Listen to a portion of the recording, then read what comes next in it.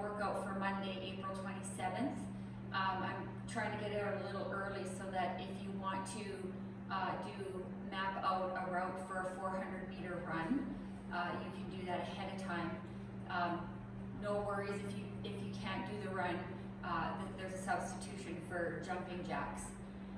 Okay, so what we're going to do is I'm going to start out with the warm-up. If you have your Tabata timer handy, you're going to do the Tabata of the mountain climber and the kettlebell swing, which we do quite often. You'll be doing the stretch mountain climbers. Again, if you're doing the kettlebell swings with the dumbbell, you're only going to go to eye level. Okay, so you'll start out with the mountain climbers, and then you'll alternate that between the kettlebell swings. So again, the mountain climber, you're going to have your hands in nice and close. Foot is flat on the floor. Sink the hips down so you feel that stretch on your hip flexor and inside the groin. Okay, so 20 seconds mountain climber, 20 seconds kettlebell swings for 8 rounds. Then you're going to go into 2 rounds of 20 high knees, so that'll be 10 on each side. So 1, 2, 3, 4, 5, 6, all the way to 20.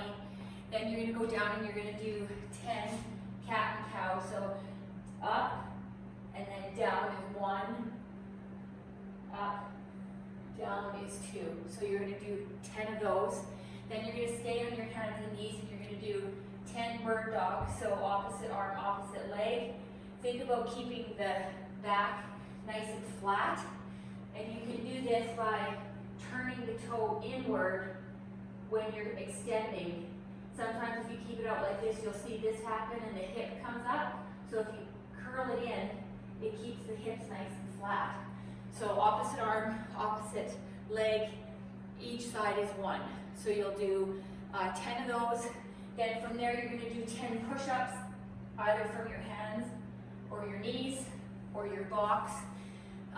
And then you're going to go into a 30-second squat hold down at the bottom.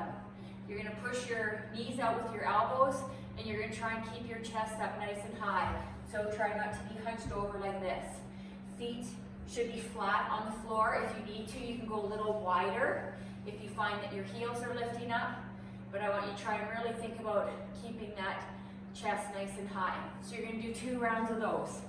Okay, so the workout part is 5 rounds for time, 400-meter run, or 100 jumping jacks.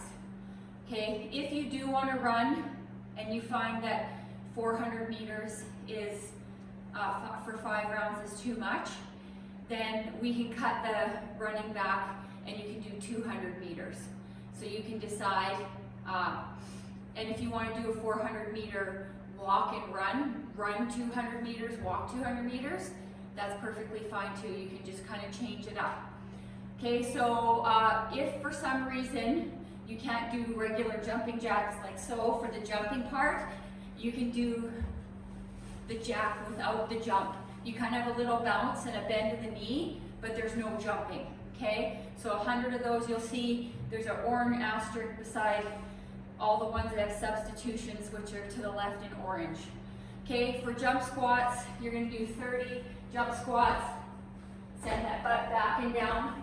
Now, if you can't do the jump squats, you're gonna hold on to either a kettlebell or a dumbbell, and you're gonna do goblet squats. Okay? Yes, you won't be doing the jumping, and the heart rate won't be maybe up as high, but you're adding some weight, so it might balance itself out. All right, so that's so jump squats or goblet squats, 20 back extensions.